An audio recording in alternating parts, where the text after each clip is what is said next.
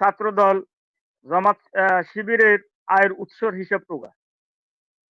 এটা কয়েকদিন এটা ছিল, এটা নিয়ে ভাইরাল যে তারা শিবিরে এত টাকা কোথায় পায়, ডেলি ৩ লক্ষ টাকা আপনার ইফতারের টাকা দেয়, ৩০ দিনে ৯০ লক্ষ টাকা, এই টাকা তারা কোথায় পায়, এই ধরনের একটা একটা কথাবার্তা তারা শুরু করছে। এখন আজকে আবার মূল জামাতের বিরুদ্ধে শুরু করছে যে জামাতের আয়ের উৎস কি। কিন্তু ভাই, আপনারা এতদিন জামাতের সাথে কাঁধে কাঁধ মিলিয়েছিলেন, আপনারা দেখেন নাই যে জামাতের উৎস কি? 16 বছর ক্ষমতা পায়নি, তখন আমাদের কিছুই যায় আসে যায়। আর এখন আমরা ক্ষমতার দিকে নাই 6টা মাসে আমি বারবার এখানে মনির ভাইয়ের এখানে বলতে চাই যে 6টা মাসে যদি ইউনূস সরকার না থাকতেন, অন্তত 6টা সরকারের পরিবর্তন লক্ষ্য করতেছি। সেটা হচ্ছে আমরা যেখানে মনে করছিলাম যে বিএনপি আর জামাত একসঙ্গে থাকবে, বাংলাদেশের একটা সুন্দর পরিবেশ তৈরি করবে। আমরা ফেসিবাদের সময় যে একটা কষ্টে ছিলাম, আমরা দুঃখে ছিলাম, আমাদের একটা মনে ক্ষোভ ছিল, জ্বালা ছিল, এই জ্বালাগুলোর একটা অবসান হবে। কিন্তু বাস্তবে এর টোটালি ব্যতিক্রম দেখতে পাচ্ছি। তাদের যে প্রতিযোগিতা, বিশেষ করে এখানে ন্যায় আর অন্যায়ের একটা প্রতিযোগিতা শুরু হয়ে গেছে। আমরা সব সময় বলি যে দুই দলকে সমঝোতা হওয়ার যে পরামর্শটুকু দিচ্ছি, এই পরামর্শটুকু আসলে কাজে লাগবে না। একদল তো স্বার্থের উপর পড়ে গেছে, আর একদল নীতির উপরে পড়ে গেছে। নীতি আর স্বার্থ দুটা কিন্তু আলাদা জিনিস। এই দুটাকে যদি একটু পার্থক্য করি, যারা নীতিবান হয় তারা স্বার্থের বিপরীতে কাজ করে, আর যারা স্বার্থবাদী হয় এরা তো কিছুই বোঝে না, এরা নীতি ধার ধারে না। এরা কিভাবে নিজেকে তৈরি করবে, প্রস্তুত করবে, ক্ষমতাশীল হবে, কিভাবে টাকার পাহাড় তৈরি করবে, এই চিন্তায় বিভোর থাকে। বাংলাদেশে এখন দুইটি দলে বিভক্ত হয়ে গেছে, একটা ন্যায় আর একটা অন্যায়। এই দুটাকে আমরা কিভাবে মোকাবেলা করব? এই দুটাকে মোকাবেলা করার জন্য আমাদের মধ্যবর্তী মানুষগুলোকে এগিয়ে আসতে হবে। আমি মনে করি আপনি একটা মধ্যপন্থা মানুষ, আপনি সবসময় সুন্দর সত্য এবং সত্যগুলোকে যদি উপস্থাপন না করেন, তবে একটা আমরা চরম বিভক্তির মধ্যে পড়ে যাচ্ছি। আর এই সুযোগে ফেসিবাদী দল এই আওয়ামী লীগ আমাদের উপর চরম স্টিমুলাস চালাবে, এবং সেদিকেই চলে যাচ্ছে দেশ। আস্তে আস্তে ন্যায় নীতির দিকে আমরা ধাবিত নাই, আমরা অন্যায়টাকে গ্রহণ করছি।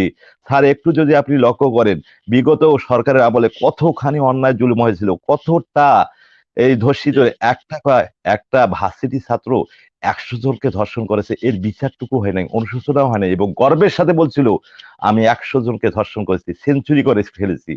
অথচ একটা আমি এই ছোট্ট ব্যাপার হলে ওটাকে ধিক্কার জানাই। বাংলাদেশের ধর্ষণ যে শুরু হয়েছে, এর তুলনায় 100 গুণ ধর্ষণ বেশি ছিল। আজকে ইউনূস সরকারের সময় আমরা বাক স্বাধীনতা দিয়ে কথা বলি, এটা আমাদের একটা স্বাধীনতা আছে। এরপরেও আমরা এমন একটা চরম জায়গায় পৌঁছেছি যে ইউনূস সরকারকে কিভাবে নামিয়ে দেশটাকে অস্থিতিশীল একটা পরিবেশে তৈরি করা যায়, সেই দিকে আমাদের মনোযোগ। আমরা দেশটা গড়ার জন্য চিন্তা করতেছি না। আমরা 16 বছর ক্ষমতা পাইনি, তখন আমাদের কিছুই যায় আসে যায়।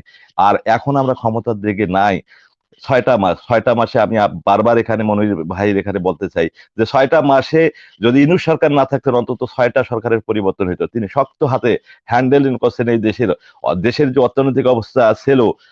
আমি তো দেখছি, আমি ব্যাংক থেকে টাকা উঠাতে পারতাম না, 1 লাখ টাকার উপরে ব্যাংক থেকে টাকা উঠাতে পারতাম না। এখন তো একটা স্বচ্ছ পরিবেশ আছে, ব্যাংকগুলো টাকা দিতে পারছে, আমাদের অনেক সাশ্রয় হচ্ছে। আমাদের এমপি গুলের নাই, তারা তো টাকা টুকা নিয়ে ভরপুর থাকতো, আমাদের ইউনিয়নের চেয়ারম্যান গুলের নাই। এদিকে একটু বিবেচনা করলে রাষ্ট্র তো সচ্ছলই আছে, অর্থনৈতিক অবস্থা আমি মনে করি ভালো। যেহেতু এই রমজান মাসেও আমাদের এই যে খাদ্যদ্রব্যের দাম তেমন একটা বাড়েনি, এই প্রেক্ষাপট হিসেব নিকাশ করলে দেশটা অনেকটা একটা শান্তর দিকে আছে। আর এই সময় 150-র অধিক আন্দোলন হলো, এলেন আমাদের একটু বিবেচনায় আনতে হবে। আমরা যদি দেশটাকে ভালোবাসি, সবাইকে ধৈর্য ধারণ করতে হবে। এই আকাঙ্ক্ষা ব্যক্ত রেখে আপনার কাছে কিছু শুনবো, এই মনোভাব ব্যক্ত রেখে আমি আমার গল্প শেষ করলাম।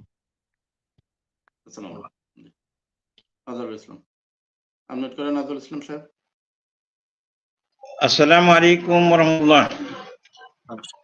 সম্মানিত দর্শক, তাকে বিশেষভাবে সালাম জানাচ্ছি। আমি প্রথমে যে বিষয়টা উল্লেখ করতে যাচ্ছি যে ভারতীয় মিডিয়া তো সবসময় আমাদের পিছনে লেগে আছে, এবং সেটা ভিত্তিহীন যত মিথ্যা উদ্দেশ্য প্রণোদিত সেইগুলো নিয়ে আছে, এবং সেটা আজকে না, অতীত থেকে আছে। বিশেষত এই গভর্নমেন্ট আসার পরে, এই বিপ্লবের পরে আরো বিশেষভাবে সেটা নেমেছে। সর্বশেষ যেটা মিডিয়া, ওদের একটা মিডিয়া, সেটা মোটামুটি ওদের দেশীয় মাত্রায় ভালো মিডিয়া, সেখানে প্রচার করেছে যে এখানে সেনা কু হয়ে গেছে, ওয়াকুরুজ্জামান ইয়েতে শাহজালাল আন্তর্জাতিক বিমানবন্দর নামতে পারে নাই, তেজগাঁও বিমানবন্দর নামছে, ইত্যাদি, মেজর জেনারেলকে হত্যা করেছে, ইত্যাদি, মানে পুরাটা 1 ঘন্টার প্রোগ্রাম করেছে, যেটা সম্পূর্ণ মানে একেবারে ভিত্তিহীন। তো এইভাবে লেগে আছে, কারণ কোনোভাবেই তারা এই সরকার মেনে নিতে পারছে না। কারণ সেনা প্রধান আবার বলতেছে যে পরবর্তী যে সরকার না আসা পর্যন্ত সম্পর্ক উন্নয়ন হবে না। এই সরকার কি দোষ করেছে সেটা ব্যাখ্যা দিতে পারছে না, যে কেন এই সরকার থাকা অবস্থায় সম্পর্ক উন্নয়ন হবে না।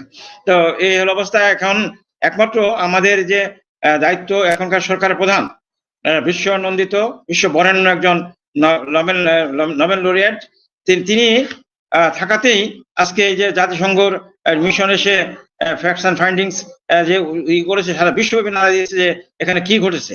আজকে সেটাকে ভারত আমলে নিচ্ছে না, ভারত শুধু একতরফা ভাবে এই সরকারের বিরুদ্ধে লেগেছে, দেশের বিরুদ্ধে লেগেছে, দেশের গণমানুষের বিরুদ্ধে লেগেছে, যারা ফ্যাসিস্ট আছে শুধু তাদের পক্ষে।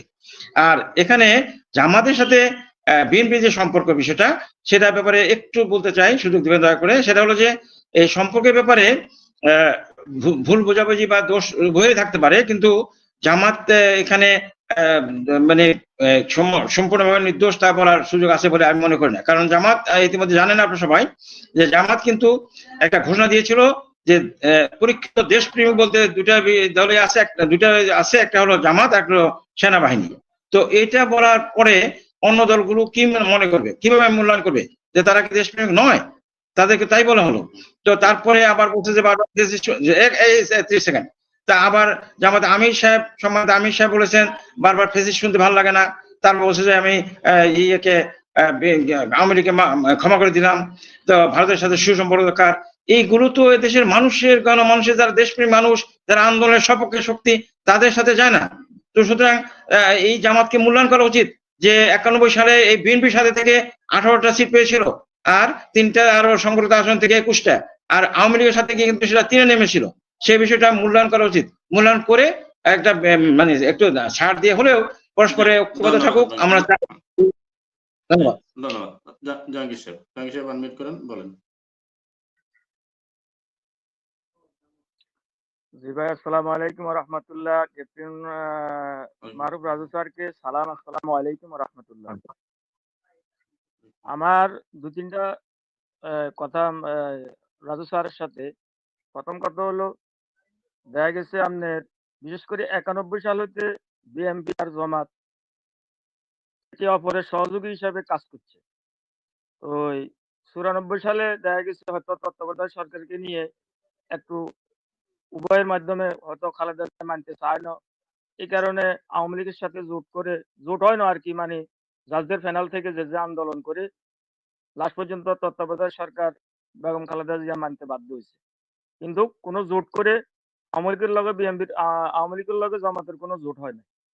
তো এখন দেখা গেছে কি, এই পর্যন্ত কাঁধে কাঁধ মিলিয়ে হয়তো জোট ছিল না। এই 18 সালের নির্বাচনের পরে যাই জোট ভাঙে গেছে। তো ভাঙার পরে দেখা গেছে আপনার প্রত্যেকের ব্যানারে প্রত্যেকে আন্দোলন করছে ফেসিবাদের বিরুদ্ধে। এখন আমরা দেখতে পাচ্ছি, সারা দেশের মানুষ দেখতে পাচ্ছি কি, যে ছাত্র দল জামাত শিবিরের আয়ের উৎসর হিসাব প্রকাশ। এটা কয়েকদিন এটা ছিল, এটা নিয়ে ভাইরাল যে তারা শিবিরে এত টাকা কোথায় পায়, ডেলি 3 লক্ষ টাকা আপনার ইফতারের টাকা দেয়, 30 দিনে 90 লক্ষ টাকা, এই টাকা তারা কোথায় পায়, এই ধরনের একটা কথাবার্তা তারা শুরু করছে। এখন আজকে আবার মূল জামাতের বিরুদ্ধে শুরু করছে যে জামাতের আয়ের উৎস কি। কিন্তু ভাই, আপনারা এতদিন জামাতের সাথে কাঁধে কাঁধ মিলিয়েছিলেন, আপনারা দেখেন নাই যে জামাতের উৎস কি। আমি নিজে একজন জামাত কর্মী, আমি নিজে তো মাসে এনক দিই আজকে প্রায় 25-26 বছর পর্যন্ত।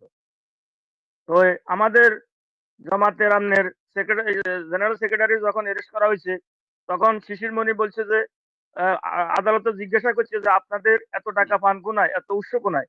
তখন শিশির মনি নিজে কইল যে ওনারকে জিজ্ঞাসা করার প্রয়োজন নাই, আমি নিজে উত্তর দিই যে ওনার বিষয়ে যে টাকা ওনারা কই পায়, এই টাকাটার উত্তর আমিই দিই। আমি প্রতি মাসে 5,000 টাকা এনক দিই। তাইলে আদালতের মধ্যে শিশির মনি এই কথাটা বলছে। এখন জামাতের বিরুদ্ধে সম্পূর্ণ এই বানোয়াটি কথাগুলো যে বিএনপি বলতেছে, প্রতিহিংসামূলক, একে অপরের উপরে দোষগুলো চাপাইতেছে, এগুলোর কারণটা কি ভাই? এগুলোর কারণটা কি? এবং ভারতের মিডিয়া প্রচার করে কি যে জামাত ঢাকা এয়ারপোর্ট ওয়াকারুজ্জামানকে নামতে দেয় নাই, এই কারণে কর্মী টোলা নামছে। এগুলা আবার প্রচার করে ভারত, বসে ভারতের মিডিয়া গুলা। আজকে আবার দেখলাম 36,000 কোটি টাকা সুইস ব্যাংকে আওয়ামী লীগের টাকা, ওইগুলা নিয়ে কথা বলে না বিএমপি শুধু এখন লাগিয়েছে জামাতের পিছনে। এটার কারণটা কি ভাই, আমি একটু যদি বিশ্লেষণ করেন। জি ধন্যবাদ। আসসালামু আলাইকুম।